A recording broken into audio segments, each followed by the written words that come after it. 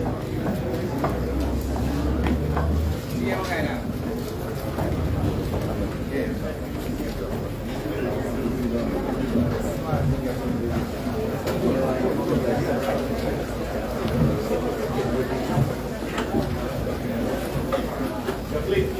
be seated, please. Comrades standing at the back, we get some chairs at the front here. Some of you all could come forward.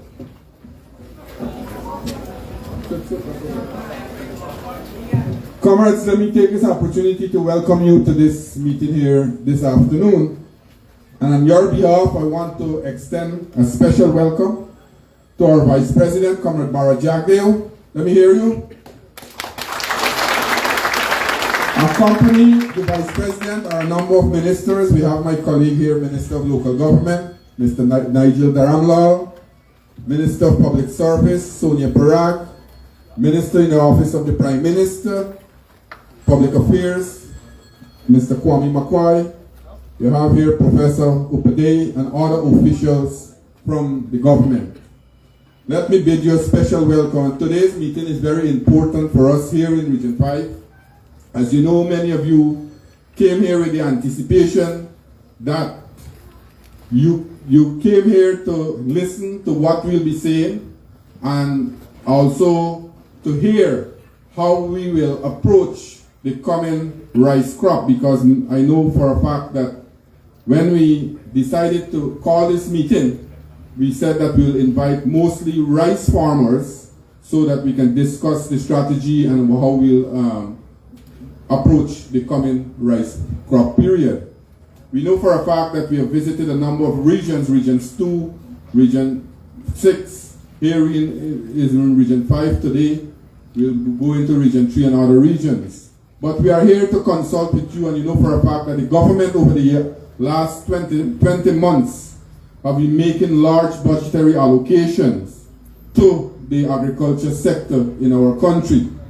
And you, mostly farmers in this MMA scheme, you know for a fact that a number of measures were introduced to ease the burden on you, because you were facing mostly the brunt of the measures that were imposed, the harsh measures that were imposed by the former government, the APNU-AFC.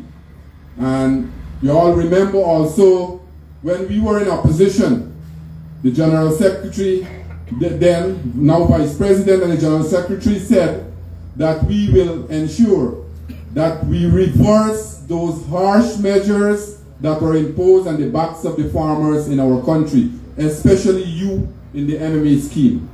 And I'm happy to note that today as agriculture ministers that we have reversed almost all the measures that were imposed on the people, the harsh measures. And that showed the philosophy of our party. That showed the commitment of our party. Because when we make commitments and promises, we take it very seriously. And here this afternoon, we are here once again to fulfill some of the commitments that we have made. And when you look today at the agriculture sector in our country, we are seeing a renewed interest in this sector. Although now we are island gas producing country. And not so long ago, when we talk about development or talk about expenditure or talk about developing our country, before the last election, we always hear the story, wait until the island gas revenue come on stream. But as a government, a government must have foresight and have vision. And as a government that wants to see the development of our country and our people, we want to develop all the sectors of our country. That is why not only the island gas sector today, but all the sector, the construction sector, the mining sector, the agriculture sector, you are seeing robust growth. And people are now coming in, and these sectors are playing very critical and important role as pillars of our country's economy. And we will continue. As Minister of Agriculture, I am very happy to see the investment we have made over the last 20 months. I remember when I first took on this responsibility, 1 week after I became the Minister of Agriculture, I had to go to the cabinet for emergency fund to clean the canals and rehabilitate dams in the MMA scheme. I can remember that, and the cabinet, without hesitation, approved the sum of over $190 million that was used to clean thousands of rods of canal and thousands of miles of dams around the MMA scheme. And from there, we started the development once again of the sector, because from 1992 to 2014, we have seen the stride of the agriculture sector, the stride that we have made. And then we have seen the dormancy, we have seen the disinterest by the former government from 2015 to 2020. Today, I am so happy to note that we are once again playing that leading role, not only in Guyana, but in the Caribbean, where the entire CARICOM, they are looking to Guyana for leadership in the agriculture sector. And that showed the government commitment to develop this sector. Not so long ago, we have seen His Excellency, the President was here, when he launched a very important program. And we know for a fact that this scheme is not only about rice cultivation or cash crop cultivation, but we want to develop the entire agriculture sector in this scheme here: livestock, cash crop, rice. But also what we have now, we are consolidate and expand, but we are going into new crops. We are going to new crops, and there we will, when we come to speak to you, we will help you to ensure that what you have now, you consolidate, you expand, and then go into the new crops that we want to embark on. Today, as I said, food security is important for us. We have seen what has happened over the last 2.5 years during the pandemic. Many countries that have money don't have the food to buy. We are very lucky that we are producing most of the food that we consume in Guyana. And as a government, we are now embarking on new crops. We are experimenting with new crops. And what we have presently, things like, for example, the rice, we are looking at new varieties so that we can increase yield. We can, for example, last year, we would have launched the GRDB 16. And you know that we launched that with the intention of increased yield. The present yield was around 39 bags per acre. And now we are getting increased yield. Some people are reaping almost 55 bags per acre from the GRDB 16. We are looking now to cultivate biofortified rice. Very nutritious rice right here in Region 5. We have had the experiment, the trial. And we are in the third trial now, where the zinc is being grown in the rice. You know the zinc supplement that when you go to the doctor, they order you to buy these supplement to boost your immune system. We are growing that now in the rice. I am very optimistic that not long from now, that will become a variety where you, the farmers, will have it to plant. So generally, the agriculture sector, we are having a lot of development. As a matter of fact, over the last 20 months, we have purchased six pieces of new excavator for this MMA scheme here. 6 new brand excavator we have purchased and sent to the scheme. We have purchased new tractors. We have purchased drone equipments so that we can do this surveying in a more scientific way. So, comrade, I know for a fact that you are being patiently awaiting the Vice President. I don't want to keep you more long. I know for a fact you listen to me normally very often. Only Saturday last I was here. Join with me in welcoming His Excellency, the Vice President of our country, Comrade Jagdeo.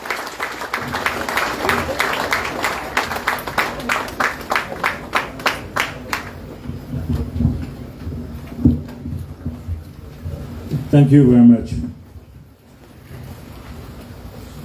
First of all, let me thank you for being here today. It's good to see so many of you here. And I know that you've had regular interactions with the Minister of Agriculture and even the President himself. It is a joy for me personally to see that we have a Minister of Agriculture who is visible. You know, in the last government, Holder was practically invisible. And so at least we have a visible Minister of Agriculture today in this country who is taking the lead on the important issues being faced by our farmers. Now, there could be no doubt about the orientation of the People's Progressive Party. Historically, we've been accused of being a pro-farmer, pro-agricultural government. And we have absolutely no apology to make about that. We recognize the importance of agriculture and food security to Guyana and to the rest of the world. We believe that now and long into the future, that agriculture will have an important role to play in national development. Consequently, we have always, in our budget, recognized this and tried to support the industry. Now, there are things that are pretty evident to you, visible to you, and there may be many things that are not so visible. So let us take, for example, the last government and how perniciously, how almost surreptitiously, quietly, they were instituting policies that in the long run would have killed the agricultural sector. First of all, there was a direct assault on the sugar industry. 7,000 of the sugar workers lost their jobs in spite of a promise by the last government in 2015 not to close any estate. In fact, they were saying that it was a PPP rumor and that would never happen, that they will give the workers an increase in wages and salaries. Not only did they defy that promise and sent home 7,000 workers, but in the 5 years, they got 0 salary increase. First time it has ever happened in the history of Guyana, where for 5 consecutive years, the sugar workers got no salary increase. Their plan was to shut down sugar totally. And this was not a decision grounded on economics or financial well-being of this country. This was a decision grounded purely on politics. They did not even study. At that time when they were making this decision, they had a one-day perfunctory meeting and consultation. And at that time, Irfan Ali, who was a spokesperson on economic issues in the parliament, I sent him to the meeting. It was held at the Ministry of Agriculture. And he said, we will support any changes on the sugar policy, provided that there be 3 studies done. 1, an economic diversification study, 2, a social impact study, and then a study to look at what else we can do in the industry to make sure that the sugar workers were taken care of. None of that happened. None of it happened. Sugar was shut. But what about the other sectors? The rice industry did fairly well in that period, but that was in spite of, not because of the policies of the government, in spite of the policies. And what were the policies that they put in place that were inimical, harmful to the industry? First of all, a flat on machinery and equipment. So if you bought any piece of equipment, a combine, harrow, bulldozer, anything, a tractor, you now had to pay a 14% tax. They put the tax on fertilizer, on pesticides, a whole range of issues. And as Zulfi pointed out, here in Region 5, the water charges and the other things escalated steeply. So the rice industry progressed in that period in spite of them. There was no direct help. In fact, many campaigning, they told the farmers you're going to get $9,000 a bag for paddy in their Essequibo Coast. Many people believed that. Of course, immediately after the elections, the president had a meeting at the convention center. Some of you may have gone to that, and he said, this is private business. Rice industry is private. So there was very little help in that agriculture generally.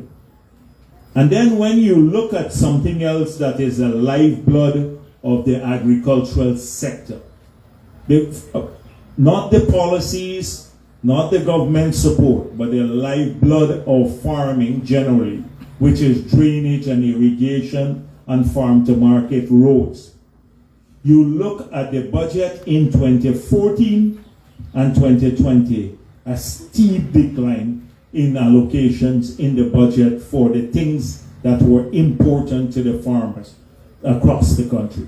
So very little was spent on infrastructure that is crucial, drainage, irrigation, and also the farm-to-market roads.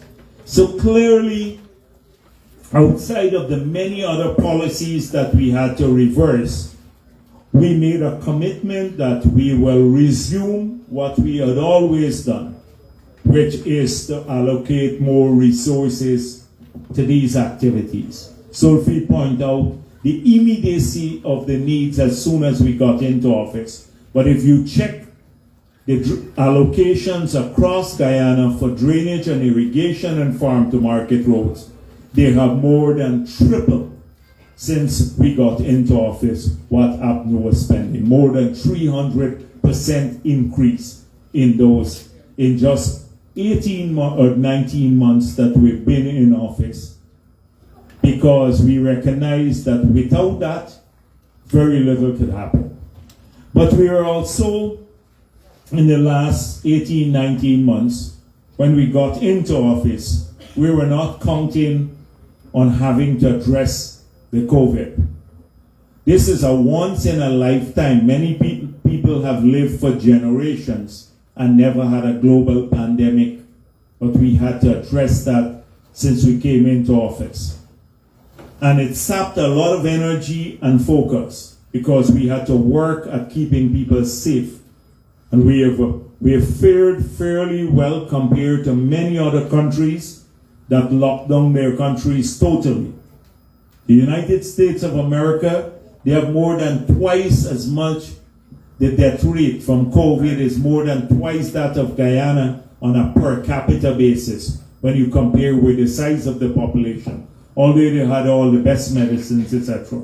We had to have a steep ramp up.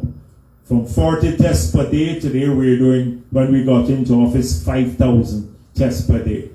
The COVID hospital was just rehabilitated. An old hotel was rehabilitated corruptly. Nothing, not even proper painting on the wall, no bed, no oxygen, no ICU, nothing. We had to build out that capability. We had to hunt the world for vaccines when nobody would sell us vaccines. And today we have about 80% of our adult population vaccinated. So that, and because of this, we have managed to keep our rate down. We could not bring people together in large gatherings. Like 2 months ago, this would have been illegal, because it would have been illegal to bring people together, so many of you together. But we utilized that period also to keep the economy going, because you had about 35,000 people who lost their job because of the shutdown. And we were one of the few countries in the world that kept their economy open whilst addressing the COVID. And so today we've emerged from it. It took a lot of effort, a lot of resources to spend on this COVID grant and all kinds of support, but we are emerging out of it. But you have seen the consequences of COVID still with us. And many of you have seen the consequences not just of COVID, but of another world event, the war in Ukraine, and how it has affected you directly now. Not just in your homes, but as farmers. Because in spite of the fact that we removed the 14% VAT on machinery and equipment, on electricity, on hinterland travel, on water, on food stuff, in spite of all of this, in spite of the fact that we removed 50% tax on gasoline and diesel, there was a 50% tax, we removed all of these. We reversed the D&I charges. But we've still seen an increase in the cost of living, and we've still seen an increase in the cost of input into farming, mainly on the fertilizer side. A steep increase. And why is this so? Why this has happened? Because many of the factories around the world are still shut. Many of the countries have not opened up like we have opened up since the COVID. Like in China, there are many up to a couple of weeks ago, the whole of Shanghai, that's maybe 18, 20 million people can't come out of their homes because they're shut down there. The factories are shut down. We import a lot of stuff from these places. So there's a great scarcity in the world. And you know, once there's scarcity, the prices go up. The freight alone from China to ship a container used to be about $3,500 US dollars. Now it's about 20,000 US dollars to get a container into the country. If you want to buy a car or a vehicle now, you have a long waiting time. If you want to buy a tractor or an excavator, we bought a ton of small tractors for the indigenous communities. They were supposed to be delivered. We now have to wait almost a year to get these tractors to come in because the factories were closed. So once that happens, prices move up. And then secondly, and so even on the cost of living side, it got so bad that many countries banned the export of food because they kept it for themselves. So Indonesia and Malaysia, they're supplying most of the cooking oil in the world. They banned the exports. Cooking oil prices, I don't know how many of you go to the market, but it's more than double here, more than double, because you can't get the supply in. India has done the same now. India has banned the export of wheat. Ukraine and Russia produce about 1/3 of the world's supply of wheat. You can't export from these places, they're at war. And that very same war has caused now crude oil prices to move from $28 a barrel in 2015. It's now $120 a barrel. Now, gas and oil is what you use to make fertilizer. So once the prices go up, in spite of the fact that we took away the 50% tax, it still went up. Very little we can do there. So this is, we recognize this.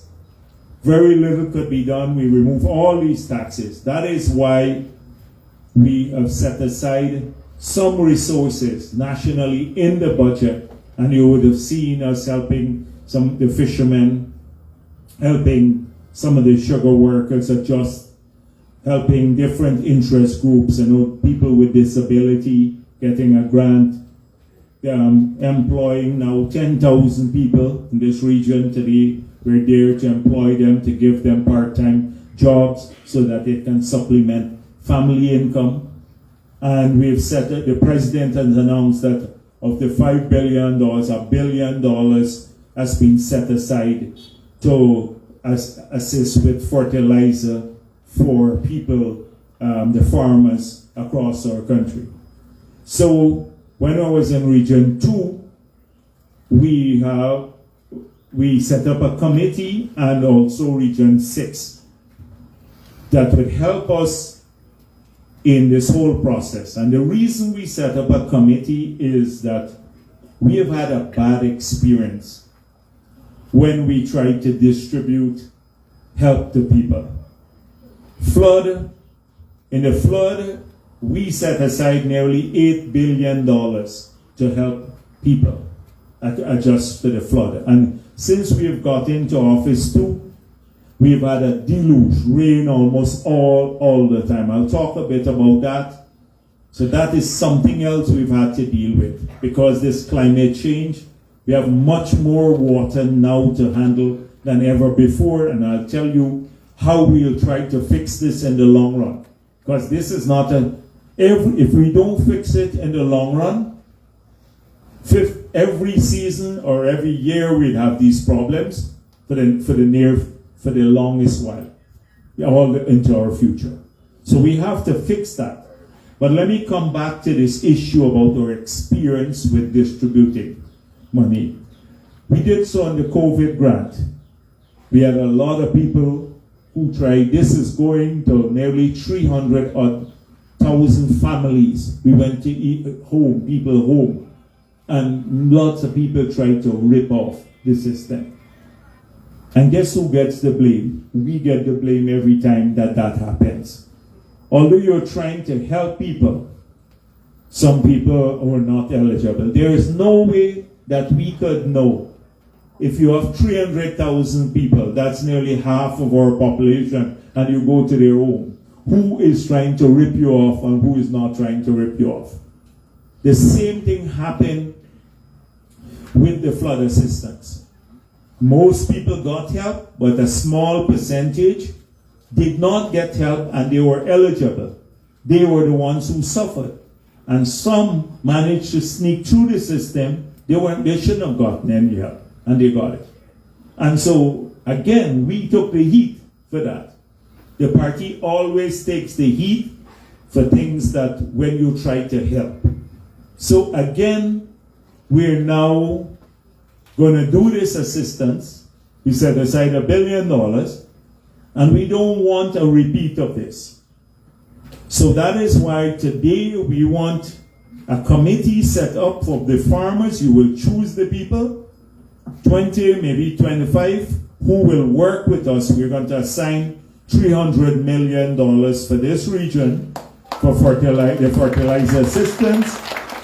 You will now work to make sure that they buy the fertilizer the cheapest price, good quality fertilizer, and then you will make a determination as to who will get and what quantity. The farmers themselves working with the ministry, and then you will oversee the distribution. So that when any heat comes, we're sharing this heat. Now, any problem. Because now I'm going to allow the PPP to take all this pressure, although we're trying to help people. Every time we get the blame for it. Somebody on the ground doesn't perform, somebody does a little wickedness, the party gets all the blame for it. And I'm not going to allow the PPP to take that, because every day we try to help, every single day, and give support to people. So that is one of the reasons why I'm here today, to talk to you face to face about this matter. Because we've seen it happening repetitively, over and over and over again. Every time you try to help, a good initiative then becomes problematic. And so, coming back to the challenges faced, we're talking about water and flooding. And so, clearly, we have to fix the problems in these regions in a more sustainable manner. About 2 months ago, I brought a number of farmers to the convention center, farmers from regions 2, 3, 5, and 6.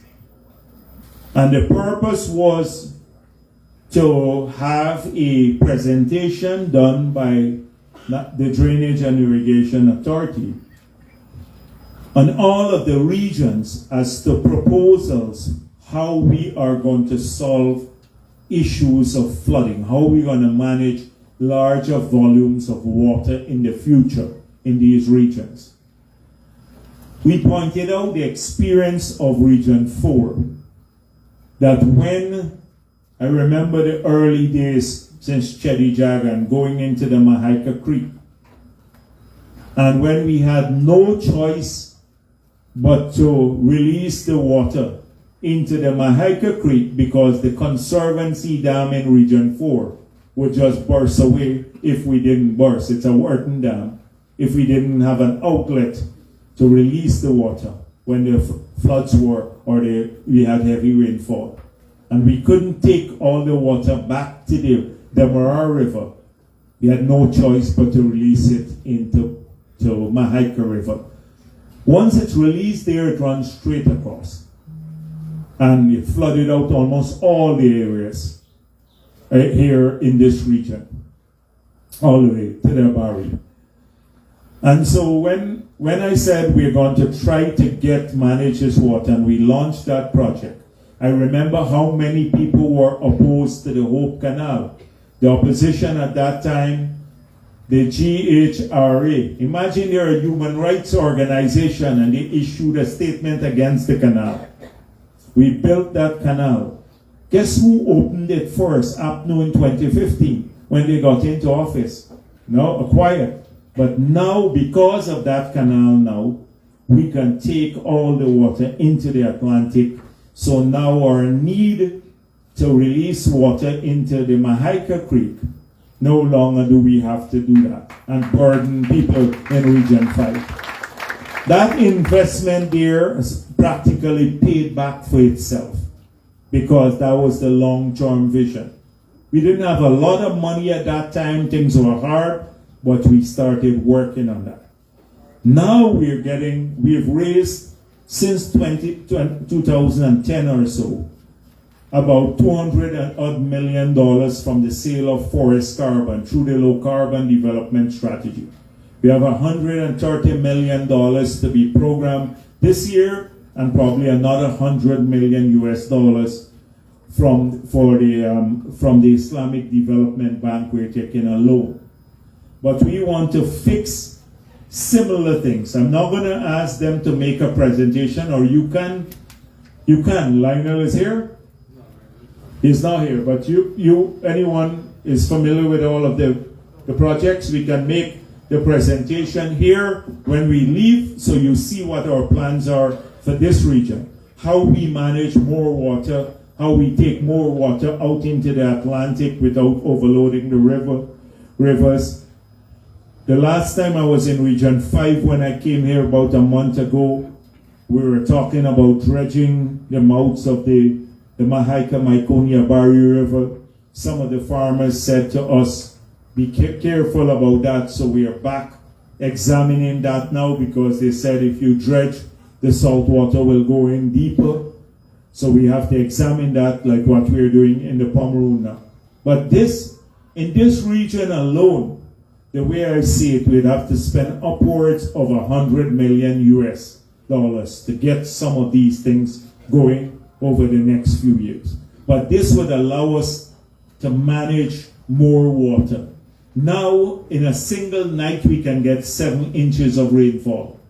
7 inches. In the past, a whole month of January, you will get that. But because of climate change, you have a lot more water now to deal with. And if we don't fix that, then every season we'll be back to the same situation. People plant, they lose, they have to help again, they struggle to get back, they have a loan at the bank, they don't have money to buy back the inputs. This would be a cycle unless we can address this. And I want to assure you that is what we are planning. In the 5 regions, the 4 regions talk about, it's about $500 million US. That's over 100 billion Guyana dollars that we'd have to spend on this. But if we spend it in the long term, it would serve our people well. In the short term, as Sophie said, we have to focus on a bit more, like working with you. The last time I came, they have some issues at the Bellamy. We're looking at that now. We're going out to tender. Sophie told you about the excavators we bought for this MMA scheme, to start fixing things in the short term now. That's to bring immediate relief whilst we're we're working on the bigger issues. These bulldozers, the graders, and all of these things, we're buying more. We now have a number that we are paying for already, but we can't get delivered until maybe next year because of the same issue that I mentioned, because the factories that build these things, many are closed because of COVID. So that is what we are working on in these areas. Agriculture is important for our country. The oil and gas money, oil has been a blessing and a curse for many countries. If you look at the experience around the world, a lot of big countries that got oil money at the beginning, they wasted the money. And they did all kinds of fancy projects and buildings and everything else, squandered the money, consumed a lot of it, eat it up when the time is good, and then when the oil prices go down or the oil disappears, they're in a worse situation. Look at Venezuela, our neighbors. We don't have to go very far. Venezuela was producing 3 million barrels of oil per day. We're only at 300,000. And now they don't have food to eat. People are fleeing Venezuela. Look at Trinidad and Tobago, the difficulties they have. Because they killed, when oil comes in, what happens? The exchange rate gets strengthening if you spend a lot of money. And when this happens, it's called the Dutch disease. Then it kills off. If you're exporting rice or sugar, your exports become more expensive because you have a stronger currency. It reduces demand. And so the other sectors are choked out. And so the economy comes to rely heavily on one industry. It becomes undiversified. We've made it very clear right at the beginning. And sometimes we need to, there's one thing you know about the PPP, that we're going to study. We're not going to consume every cent today and don't do anything for tomorrow. If you look back at our history, we started off with a bankrupt country where the debt payment was more than the total revenue. Even before oil and gas, we made it into the most viable economy in this region, fastest growing economy without oil and gas. And now that has even gotten better. Today we have one of the lowest debt rates from one of the highest in the world because of the prudent management of the PPP. And we've expanded our economy. Our economy was maybe $300 when we got into office. Now it's upwards of $7 billion. So it has expanded significantly because of that careful management. And that's why when you hear a lot of things in the newspapers, like the opposition, they couldn't keep the children 10,000 Guyana dollar grant. Couldn't pay for that. They said it's too expensive. But they want us to give now every Guyanese $5,000 every year. So it sounds good, but we have 800,000 persons. At $5,000, that's $4 billion a year. We're collecting 350 million, but you have to give out 12 times more than you collect. This is APNU mathematics. That is what has landed us in trouble now. So a lot of that nonsense, you go to Glenn Lal from Kaichor News, you hear a whole range of things. We're so wealthy now we can stop working. Well, the United States, one of the wealthiest countries in the world, people haven't stopped working here. But they think we can all stop working and live off free money. The reality is that we are collecting about $350 million a year. $350 million in the last 2 years per year. The hospitals, the 7 new hospitals we built this year, one right at Bath here, a huge one with where you can get 65,000 square feet, 3 operating theater, a CT scan, all of these things right here. It's about $30 million. But those hospitals alone will cost 1 year of oil and gas money. Only hospitals, leaving out all the highways, the bridges, which we have to build to prepare for the future. Leaving out the support to industry, like building a road into the hinterland now that will allow us, and a silo there that would allow us in 5 years' time to produce enough corn and soya for our livestock industry, and maybe even start exporting those. This is the vision for the future. We have to plan for the future, and we have to implement the projects of the future. And so we're not going to waste any cent. We're not going to splurge on it. We give more to our pensioners and our children. We promise to double old age pension in 5 years, and we'll do that. We promise to give $50,000 for every child every year, and we'll do that. We're already this year at $25,000. These are the things we'll do. We'll help people with disability. We'll help the farmers to produce. We'll build the infrastructure so it's easier for people, farm to market roads and D&I, so that people can produce more. And as Zulfi pointed out, there are a whole range of other sectors. This region is earmarked for a lot of assistance on agriculture, but also some growth poles moving some of the oil and gas facilities to the Berbice River can have a big impact there on people. Training is important. Scholarships, if you see now, we promised 20,000. We'll probably do 50,000 scholarships in these 5 years. We'll make the university education free. And if anybody wants to work, with Region 4, already labor shortages they have there. But if anyone wants to work, we can train them. There are lots of training programs at the Technical Institute, etc. They don't have to complete CXC or anything like that. We can work with them to prepare them as welders, electricians, plumbers. We need these skills badly. There are huge shortages in Region 4 already because we have 7 new hotels under construction, etc. in these areas and the oil and gas facility. So eventually, these things will kick in.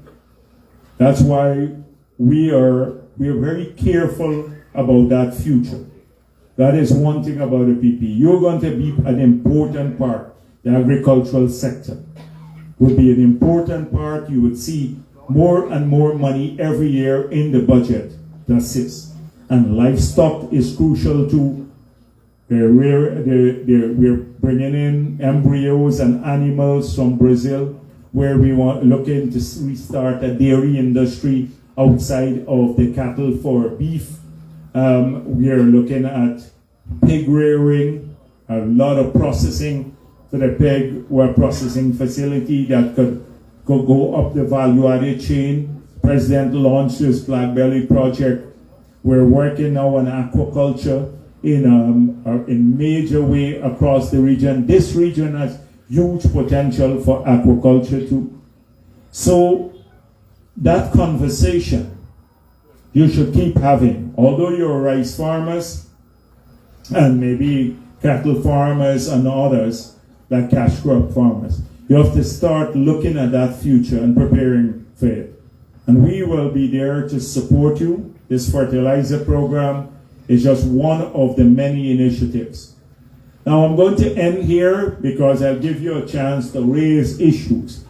And listen, wherever I've gone, people want to follow up on us to follow up on issues.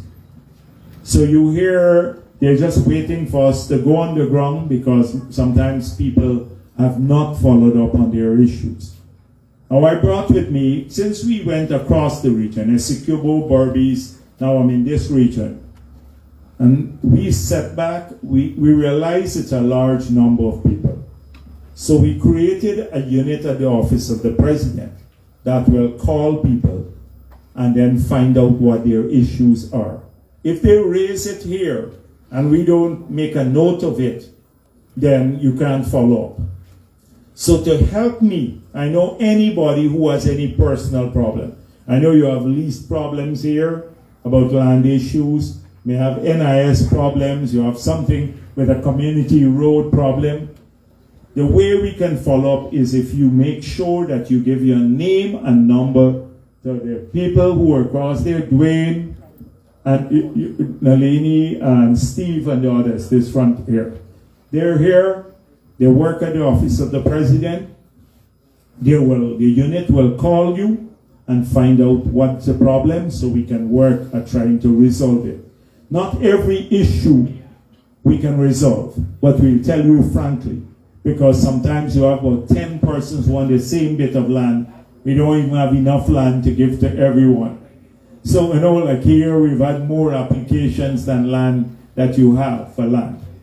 So, we'll be frank with you, because that's how the party works. We tell you to your face whether we can resolve an issue or not.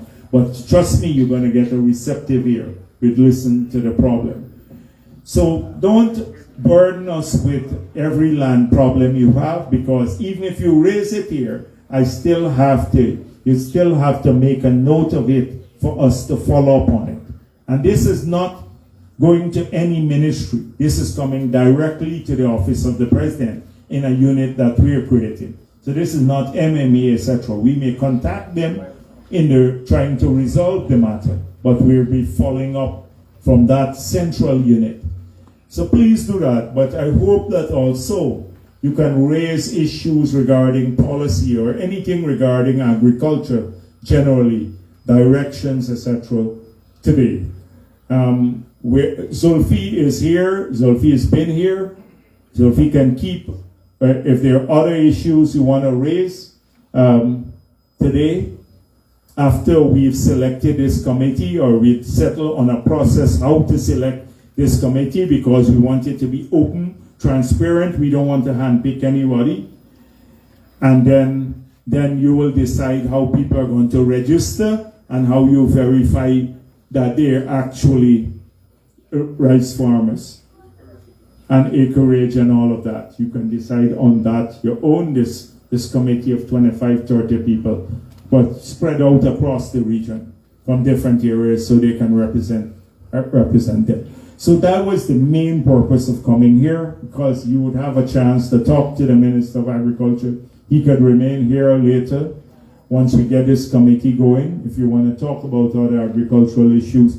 I heard some of you were told that you're registering here today, that you came. That is it, but to get a crowd, sometimes they lie to people too. I hope you're a little lie to the people to do that. But if I don't have a problem, if we have people here and they put down their names, but just know that the committee that you're establishing would verify these names, right? So just know, I don't have a problem. Maybe we should register people since they're here already and they can give you the information. So make sure that once we break up here from this meeting, that you register them for the help. And there'll be some help to cash crop farmers too. So not just rice farmers, the fertilizer, but cash crop farmers. And so let's do this. Let's establish the committee first. In the meantime, give your name and number if you want me to follow up on an issue to the group in front there. Or you can do that so as not to disturb the meeting at the end. And then let us start the process of registering those who are here. But knowing that once you register, it doesn't mean automatically what you put down there is that you're getting it. Somebody, this group will have to verify it, as we said before. But thank you very much. You know that you can count on the government, the big government, for supporting the industry. Even when things are tough, this is important for us. The government, the president himself has been leading on CARICOM. We lost the momentum. We used to be the lead head in CARICOM and agriculture. We lost that. President Ali has now been recapturing that momentum at the regional level to make sure that food security ranks high on the priority of CARICOM and that they remove the barriers to our export of regional of Guyanese products. So thank you for being here. Thank you very much. Thank you very much, Vice President. So, comrades, the Vice President was making a suggestion that we should have representatives from all the areas. What I did, I listed a number of areas there, and we came up with about 15 areas where we can have representatives. So we have the Mahaika Creek, the Hoop Branch Road, Myconi Creek, Dundee, Burma Champaign area, Falls Rising Sun, Seafield Tempe, Union Narragansett, Bushlot, areas around Bushlot, Bath Woodley Park, Belrier Woodlands, Rosignol, Blaymont, Barry River, and Hamlet Chance. Any area left out? So those are the areas. If we agree on these 15 areas, we'll have 2 representatives from each area. That will be 30 persons who will work along with the ministry and the MMA and the RPA also to help ensure that we verify the acreage that people cultivate. We agree on that process? Good. So should we nominate the committee here or go into the area? I think we'll go into the area. Right. So we'll go into the area. Go back into the area. And bring all the farmers together. Yes, in each area. Right? And so that process will commence tomorrow. So we'll have the committee by the next 2 days. We can have this committee formed. You agree with that process? And Sophie, they need to invite people, because sometimes when these meetings take place, I don't want to have 5 persons. When we go out from government, we have to involve everybody on the ground. Because sometimes you go and a couple of friends get together and they select this. We don't want that to happen. We don't want that to happen. So people are notified in the area what they're coming to the meeting to do, and we get a broad representation before they select the names. So but so we will organize and inform the people beforehand. So every farmers must be invited. So saying that we agree on that now, the issue, you have issues to raise, any issue with the Vice President, you could raise. You have a mic going around.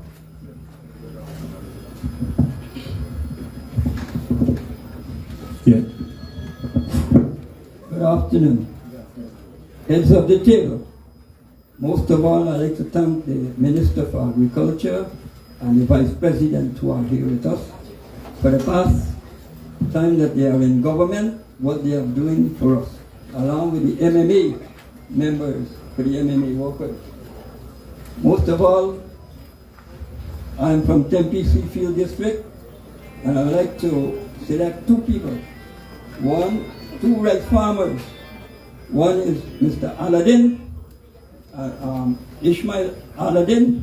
But comrade, you heard what we said. We don't want to select the people here. So what do you do in the community? You all have a meeting there with the farmers, and then you select the names, right? Okay, thank you. Right, so because we're not selecting nobody here. Right, yes.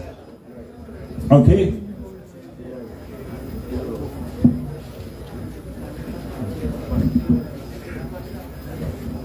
Good afternoon, everyone. Good afternoon.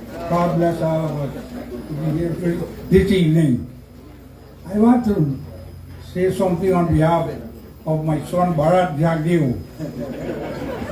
That Hope Canal, put up a signboard that there is no Hope Canal, it's Bharat Jagdeo Canal. The canal be named Bharat Jagdeo Canal. The guy saved Mahaika Creek, Myconi River, and also Bari. I grew up in Mahaika River. I have catching Miri. Just in the water raised a docket step. Today, real life in London. And the people who left and went in hope, they are living so happy also. God bless you, son. God bless you. Thank you.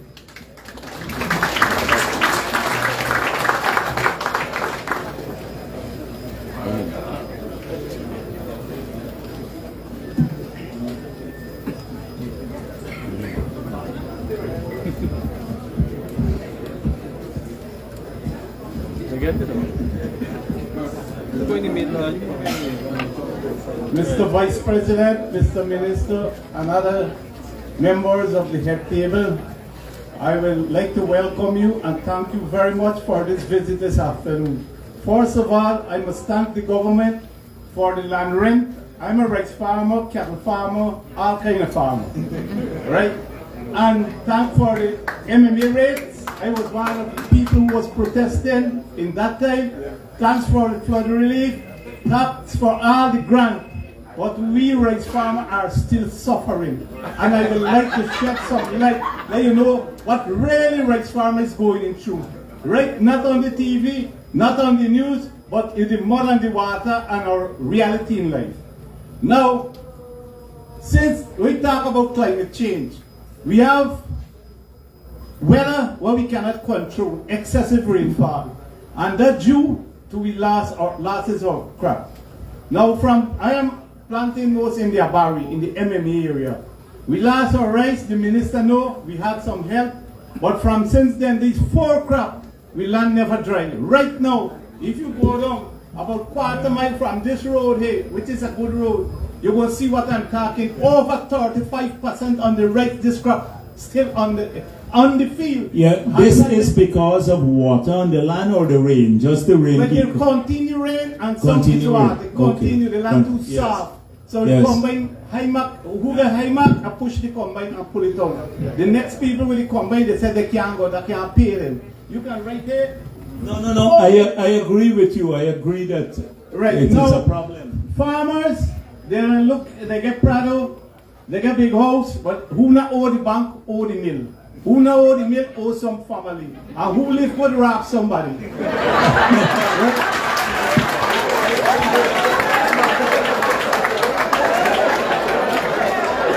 Now, the rice industry gone like sugar now. The cost of production is higher than the selling price.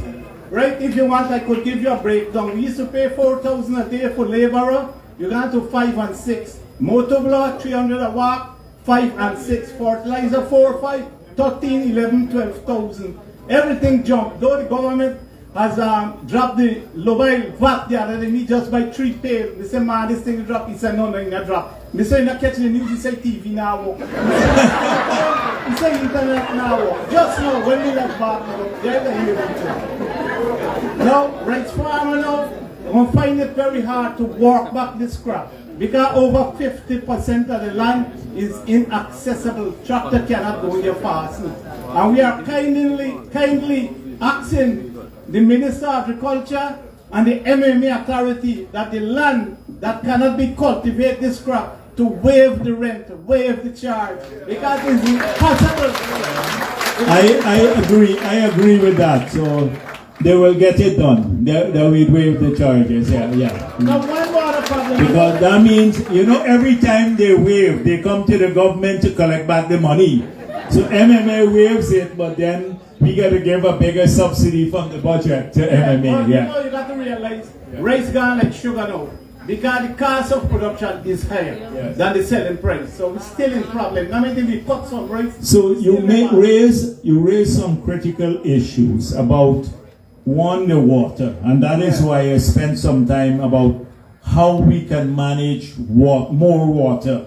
We got to rush to put in these big drainage systems that can take more water out, manage more water. The labor cost is going to be a big problem in this country because we have a small population and already we have labor shortages, say in Region 4. There'd be a time when we have labor shortages everywhere. So when I say that in the future years, maybe a few years from now, we'd have to start bringing in labor to work in this country. Sometimes people say, oh, it's callous of the government. We have to do it in a manner where it doesn't displace our own people, because once they're looking for jobs, we must not displace them. But the way I see it in the future, like how people go to the US to work and stuff like that, a lot of people will have to come here to work because we can't, we wouldn't have the numbers of people. And when you have scarcity, if a carpenter could now, instead of earning $6,000 a month, or get about $10,000 a month, he's now working back for $6,000. He'd go somewhere else in another region, and not a month, a day, I mean, $10,000 a day. So this is going to be a big problem, labor costs. And so we'd have to look at this. There are some things that hopefully in the long run, I didn't tell you much about that, but you know people have asked for electricity. Electricity for some business is a big component of cost. So wherever we go, people want street lights. And I keep saying to them, you're not going to get street lights now. I prefer to tell them that than to just go and put up a couple of lights and 2 morning later, it's not working. Why is this so? Because we had the hydro that was supposed to come on stream by 2017. The hydro would have supplied about 160 megawatts of power. Right now we're generating we're supplying about 130, 140 megawatts, and our installed capacity in government is close to that. So the demand and the capacity is the same. If we lose 1 unit, we have to get blackout. The last government killed that hydro, but never replaced it with no new investment.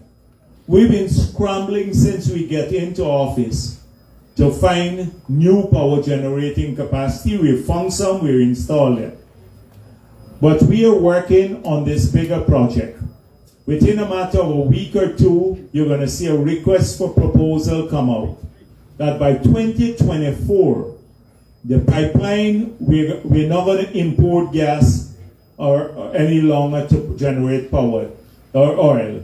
The gas pipeline will be built. We're going to produce 250 to 300 megawatts of power in that power plant. We'd have enough power to drop electricity prices by 50%. So the prices will come down by 50%. We will then have enough, we'll have enough power to do all the street lights and everything else. But the gas too that we have, we may be able to do a small fertilizer plant. We will do enough cooking gas, enough to produce probably 2 times the amount of cooking gas, 2 to 3 times more than the country consumed. So we will start exporting rather than importing cooking gas, so we can take down the prices. This is in 2 to 3 years' time. And hopefully, if we put up that small fertilizer plant, we'd be able to produce our own fertilizer and reduce cost of import. So these are lots of plans that we are working on now, not for next 10 years, but in 2-3 years' time, to try to cheapen the cost of input, as you were saying.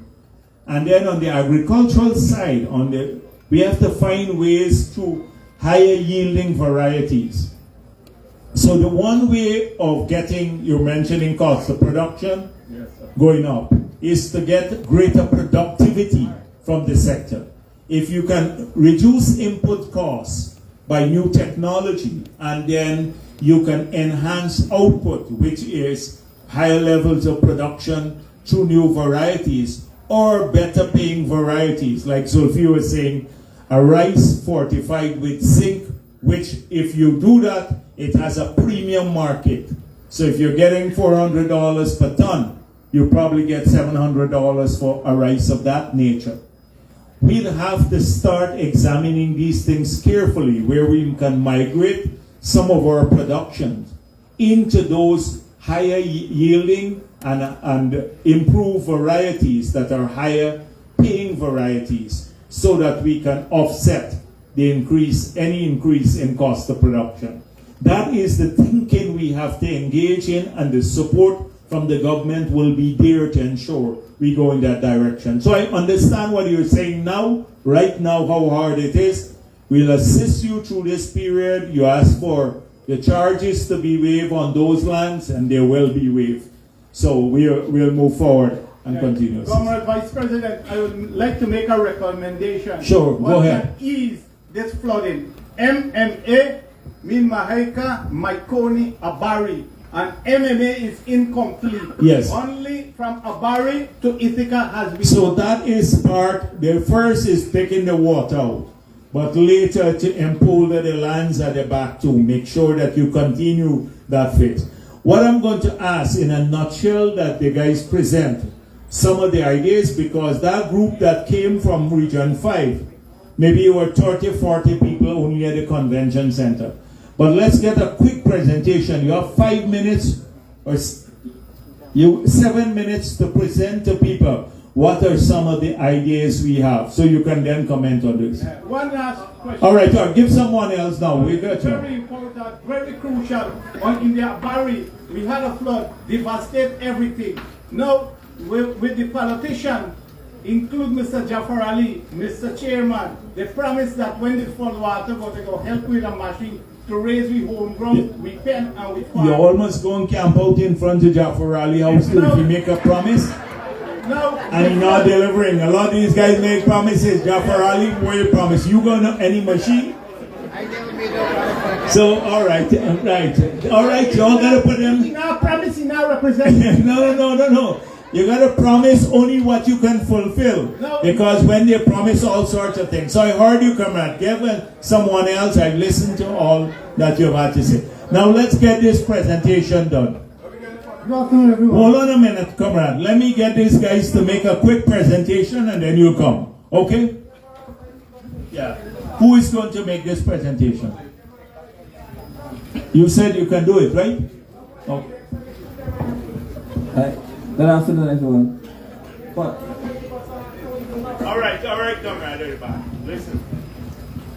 Yes, what we're trying to do is to create outlets similar to the Hope Canal, heading out to the ocean. So starting from the Mahika end, we plan to construct a sluice at Danzig to bring out the water from that end, from the number 10, going back to the Little Abari area.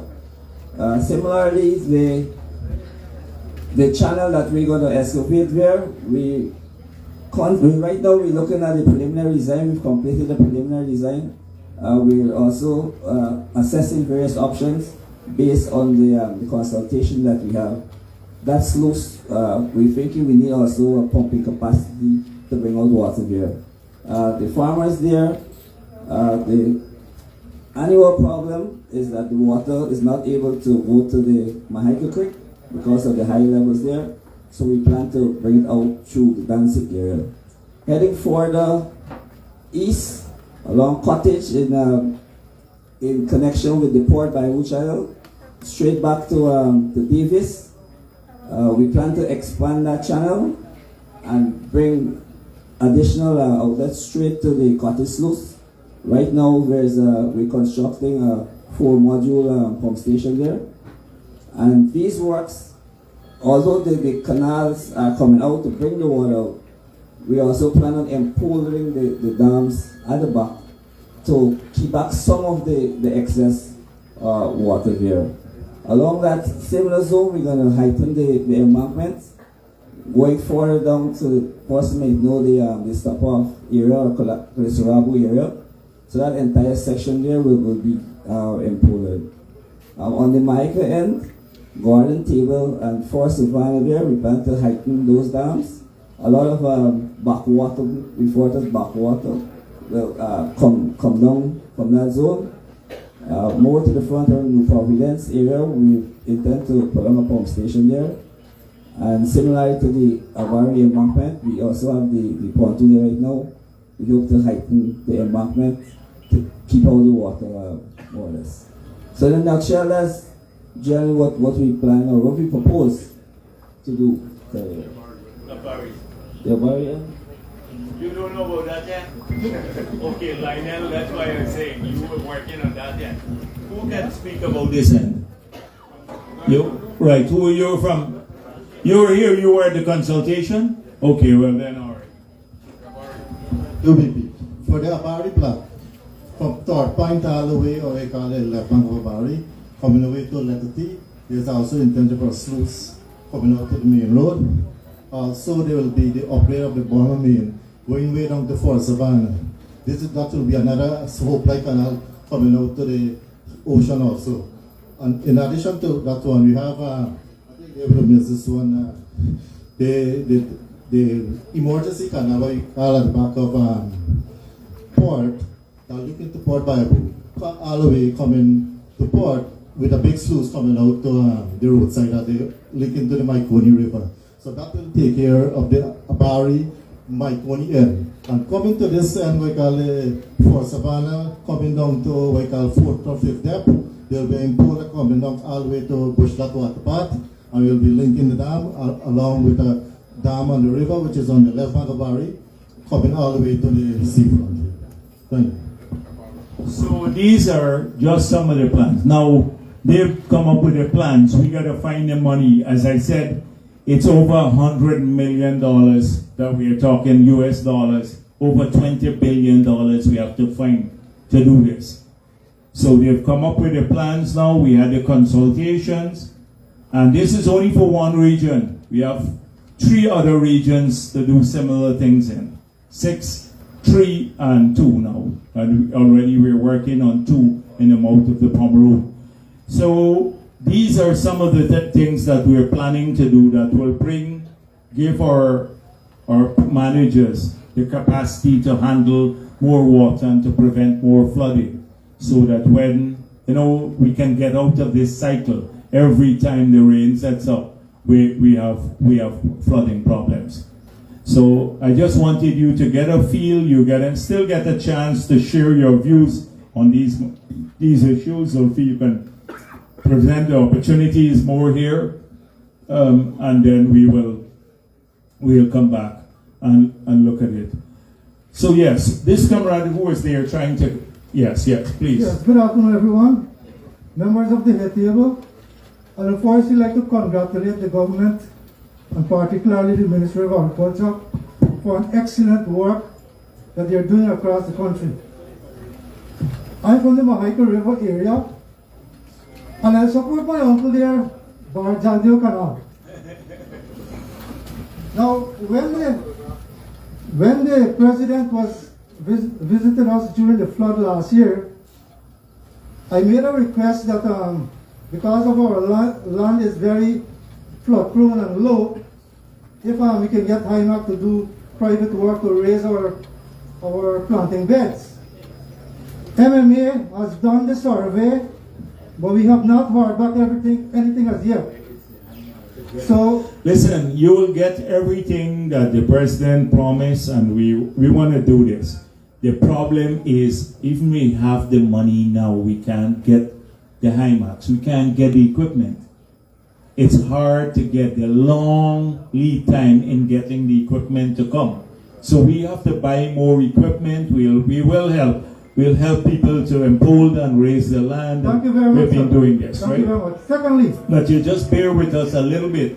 When hopefully the factories will start working back that are making these machines, and we'll get more equipment. Thank you very much, sir. Secondly, as soon as the administration took office, committees were formed in the Mahaika River, Maikoni River, and the Abari area. Those committees started to function, and things were going well. Suddenly, those committees are not meeting anymore, and we don't know what's happening. We see machines working in the area, but we don't know what's happening. So I would like if those committees... let me make sure that who dismantle these committees. If it's a region, put back the committees in place. If it's a region, put back the committees in place. This is the best way to operate. But one thing I want to say to you, comrade. No, sometimes you put committees in place and only the committee don't look out for anybody else. They're only looking out for committee members. Right? So you got to make sure that if we put a committee in place, that the committee is looking out for the whole area and not only for its members. Because if it's only looking out for itself, we'll disband it and do the work ourselves, go on our own, right? So you got to make sure that promise that will happen. Once they're working for the whole village and everybody there, that's fine with us. Thank you very much, sir. That's all. Okay. Right. Any other person? Yeah, right. You're not talking about the street that was like... Right. If it's street problem and stuff, give them the name of the street and we look into it. The minister gave a name for that, because the prime minister gave a name, because the street not making the street in a bad condition. It's in a very bad condition. All right, yes, but the name of the street and stuff. Give them the name and the street and your number so we can call you back. Right, Wayne? Your name and number. Give them across there so we can call you back and find out more details. Good afternoon, everyone. Yes. Good afternoon, Minister and the head table. Also, our most, I can't describe you. You are most honorable person. Thank you. I thank you very much to be here, and I'm very happy because so much things rest in my heart, and I don't know who to speak it to. So I think you is the right person for I speak to. Thank you all very much for what you all are doing for this country. I am happy. But certain sectors are getting the benefit, and the poorer class ain't getting it. Now, I am Miss Pandey. I live on the Waterdog Creek on the left bank. We are complaining long time to make that dam from Green Mill to catch where we are planting our rice. Even the branch road is not too properly because we have to pay $4,000 to get out here today. We ain't getting no car, no vehicle. You have to call a taxi, and when you're a poor person, it's very hard on us. The next,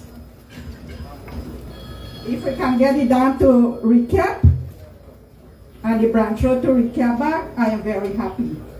Residents are still waiting. When you finish though, make sure they get your name and number so we can follow up with you. But go ahead.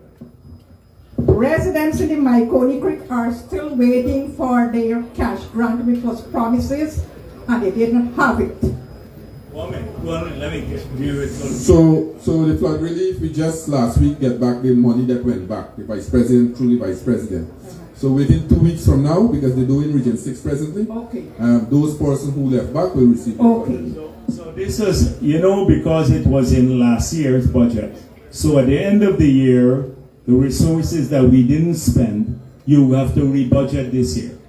So they had it, the Ministry of Agriculture had this at the Ministry of Finance for a while. So last week or so I spoke with the Minister of Finance to release the money to them. And so now they have the money to complete the process. Okay. All right. Our next question. We have a pump in the Pine Grong area. And when that pump is working, when we pumping our water from our rice field, we cannot get a draft because all going on the left bank because it is too low. So right now... Yeah, I can't tell you what, I don't even know the area and stuff. But what do we do? Make sure that they get your name and number so we can, when they call, we can then see if there is anything could be done, right? I can't promise that, but the MMA, the DNI should look into these issues. So I hope they're making a note of it. Sir, I'm inviting you in our creek because a lot of residents want to speak. All right. Right? I hope one day God will send you back in there for me to see. All right. I'll try to come, but if not, Zulfi, you should go. Let Zulfi come. All right. So let Zulfi come. When can you go there, Zulfi? What? Yes. I send Zulfi. Yeah. 2 weeks. 2 weeks from now, Zulfi will come. Okay. All right. Okay then. My son and I preparing 175 acres land right now. We pump water, we cannot block the water because I need an excavator to help raise the dam. I want to shine next week, and that is the problem with us right now. Okay then, so why you should give us that list too and give Zulfi because he's gonna come in, okay? All right then. Okay. All right. Okay. All right. One thing I want to say in this public, you want to make these people them happy, they have to be honest people, not to discriminate anyone. Yes. The poorer people are discriminated. And the rich getting richer and the poor getting No, poorer. but comrade, don't be so blanket. I've seen a lot of poor people who try to rip us off too in the system. You know, a lot of poor people. So everybody, sometimes when you share out money, almost everybody trying to, right? Yes, sir, I'm not saying that. Yeah. You got wicked people doing that. Yes. Getting. Yes. Where you can put them nowhere. I agree. God is watching. I agree. All right then, thanks. Give this come on there. Good afternoon. Good afternoon.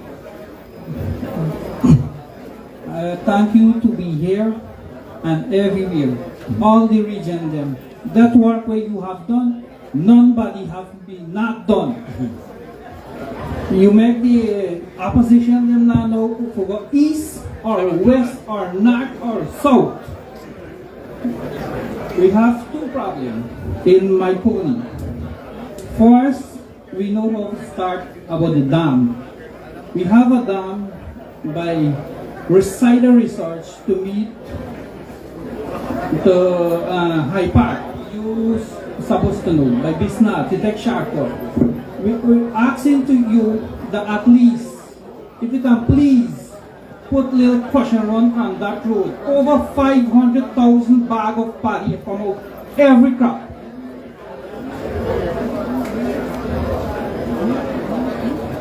Cider research. See what it is. Yes, cider research. Okay. All right. We asking you please assist. But make sure that you, when you're done, right, you give them the name and number too, right, so we can call you. Yeah. We got one question. At my pony, we're begging you to put on pump that will save half of High Park or you go move to Mura Pine. When the pump go to my pony, All right, so it will take us a while to get the pumps. Give me one telling you. Zulfi said that they're getting some pumps later this year, so we gotta see if we can deploy one there. Yes. But even if we pay for a pump now, it's gonna be 1 year nearly before we get it. Yeah, but if the pump is here, the pump at least when you poke a ship. Yes, I understand. Yeah. You can still pump out the water. I agree with that. Thank you very much. No, you're welcome. And give them your name to a number, right? Okay, thank you very much. The comrade at the back there wanted to say something, or he's gone there. Oh, this. Here, look here. Good afternoon, everyone. Good afternoon. I am from the Maipuni area. I'm very outlet that the guys spoke about cottage sideline going to the sluices. We have a problem here at cottage in that we cannot access from the backland straight to the road. When we come out from the road to the railway embankment, we have to go across a long village. And the people there are complaining that here from cottage and we have to destroy their dam. Or we have to come here to Perseverance. So how can we solve this? So we're saying that you can build a bridge across the cottage sideline at the railway embankment. So that when we come from the backland, we just turn and access to the road because we have no access to the road. Examine it. I'd ask the Minister of Agriculture to look into it. How big would this bridge be? Well, the canal is about over 40 feet because it gets That's a big bridge, man. Yeah. It gets wide as it gets to the seas, to the Atlantic. Oh, okay. Right? Now, yes, well, let's examine it. And how many people utilize this? And this wouldn't create problems for the drainage or other people? No. It wouldn't, because we don't want to create problems and then solve a question. Okay. But so for you, we should examine it. Send the engineer. The very dam that they built when they expanded that canal, they built it high. And we cannot have access on that dam. It's here as a white elephant. And the carpet, you can hardly, with this weather, you can't go there. Okay. Now, when you get to the northern side of the road, the very dam going to the sluice, there is a big bridge that we cannot have access to our lands at the back there. Right now the region is doing the street, but it goes right up to the breaches, and the breach is over 150 feet. So we can't access our lands at the back there coming in there. So we like to have those issues looked at very early. Yeah, but this breach here that he said there's a breach? On the eastern side of it. Cattle. But if it's a breach, we have to make sure that you all don't make anything that we have a breach and then later the president finding out when it's people are washed away.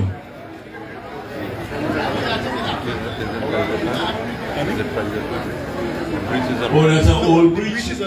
Oh, it's an old breach. Yeah, what is that?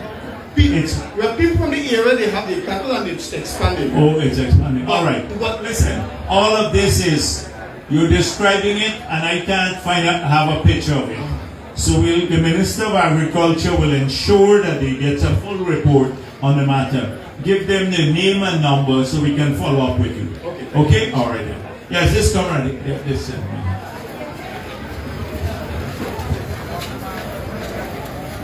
Good afternoon. Good afternoon. Good afternoon, Minister Scott and Mr. Daramlal, Vice President Isbarat. I'm speaking from Danzig, Maikoni, for the flood of 2019 to 28. I met you in 2019 in the office. Okay. Yes. Did you all file that case? This was at Danzig? No, we didn't file it. I told you all to file a case. If you file the case now and the government change, you would probably get some compensation now. I told you all file it, we would settle the matter with you. Yes, no, what can I say? Okay. All I want to say is this. Like, since then, no, I didn't file a case, but from my area and all through the flood, for myself, like, you know, I told I lost my rights. I don't have no conversation back. From then, 2028, the flood came again. And right now, water still in the place. Alright, so Zulfi, I met these comrades when I was on the ground in that whole area that washed away. You remember that? And so, although we were in opposition at that time, so what I want you to do, bring together all the people. Zulfi, bring together all the people who suffered losses, and let me have a chat with them, a discussion with them. Okay, so we're going to set up that meeting with all of the people because that I met when I was there when we were in opposition. Okay, all right. So we'll do that. All right. Yes, they could come across. Please give your name and number there too, right? And Zulfi, make sure you get his name to set up that. Well, come here. This is an old meeting commitment I made since we were in opposition. Yes. Yes, sir. Yes, sir. Coming back to the MMA. There's something called the Alway Road, Mr. Vice President, which runs from the silo through to Washington. Now we have it in Paddy. The road is in a deplorable condition. We have to graveyard the Paddy for miles to bring it till today. So what are the plans? MMA has any plan to fix this road? It doesn't look so, sir. Every time you come and ask them, they tell you that they get truck and all that. They don't have equipment. And we keep suffering. You're doing asphaltic, but what he's saying is there anything that could be done whilst we're doing the asphaltic road to come down? Yes, sir. To do some remedial work so that farmers can access it. That could be done because the road have a couple of deep holes. Yes, if we fill the holes. Yes. So they're saying they're doing a couple of kilometers asphaltic work coming down.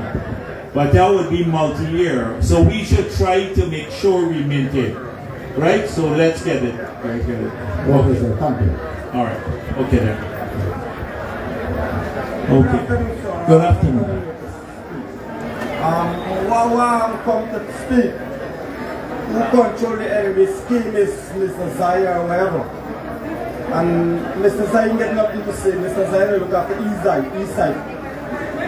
He's not controlling the scheme, and he's just showing the board. Yes, he's not controlling the whole place, much as the scheme. He's not run the place, he'll run the place. Like every time you go to he always get one appointment to tell you this, get and not give nothing to it. Alright. But alright, you always have recourse to the minister if they MMA. Me not got to nobody, me got to Javarali. Javarali is a thief. And we can prove that Javarali is a thief. Everything is a thief. Tell me what we can say is a thief. Yeah, no. You shouldn't be saying these things about Yes, me not talk for black, white, fully or black. I'm going to talk for what happened. Like Mr. Jafari is a big thief. Why he keep a thief? He's always keep a good clothes and always get like thief in a row. Don't do no thing. Yeah, you better look after people who are punished right now. Right now, I suffer. Right. So what did you go to them with? You're not telling me any issue that you would. No, go to them. If you go to Mr. Zaibo, make a dam. People who are plant rice now, you can make dam for them. People who are cut rice, you can make no dam for them. Yeah. Right? So that is the issue. Yeah. And what about Jafar you went to? What did you go to Jafar for? Jafar for a housing, a scheme, which needs put application about 15 years ago. Take paper to write up to me. Right? Yeah, let's tell me about this pipe, that pipe, come back tomorrow. You know which pipe for us. So that makes him a thief? Yeah, that makes him a thief because he tell you that he come back tomorrow? Yes, that's a thief because he know which pipe for us. No, I understand what you're saying. Right? Now I understand what you're saying because he doesn't look at your application.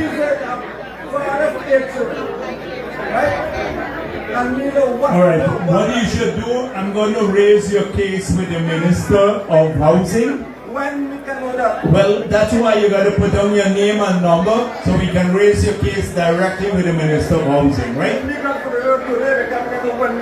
Yes, well, that's what today I'm telling you. Yes, today. Alright? Alright, okay, alright, okay. Apart, you got to look after this application or else you're a hustler.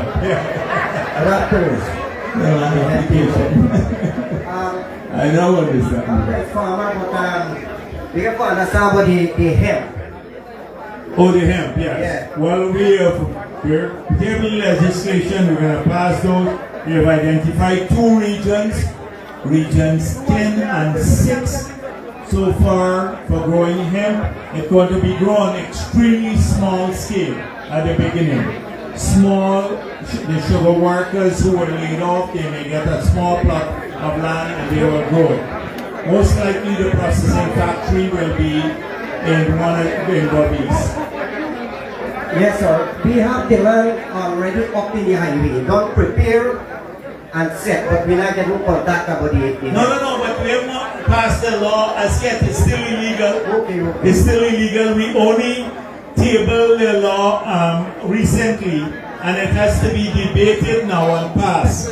And then we'll start licensing people, right? Yes. We license people. So when you're ready to license, then you apply and you get your license. All right? Okay. All right.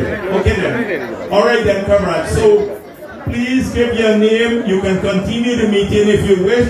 I have to go. I listen to the last young lady here, and then I will leave. Yes. Yeah, good afternoon.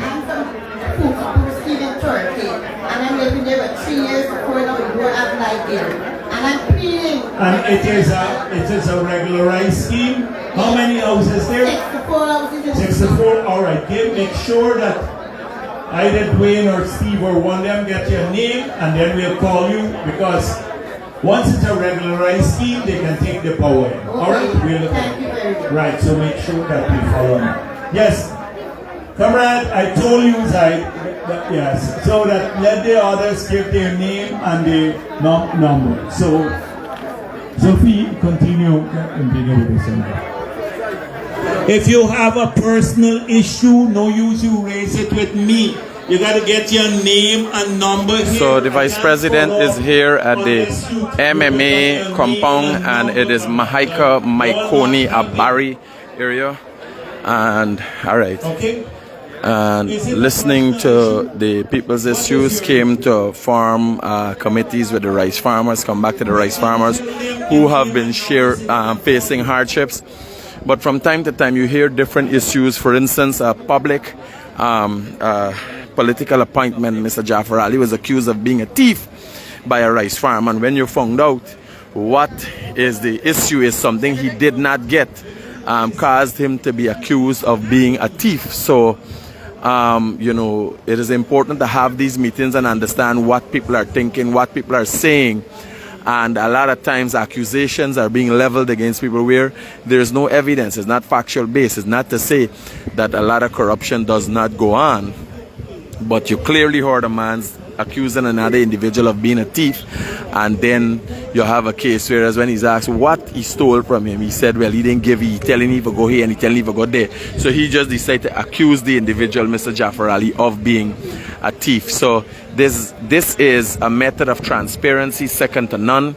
This is the first time, this is unprecedented, where government meets the people. There are hundreds of people here, all the farmers from the Mahaika, Maikoni, Abari area. Yes, brother.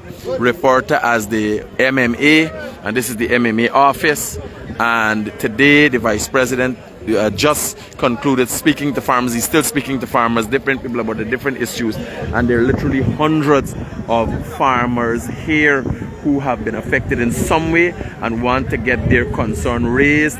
But this ongoing outreach sees your information being taken, your number being taken, and the Ministry of Presidency has a unit that follows up with the issues and to see people having their issues addressed and Guyana moving forward. The Guyanese Critic live for you from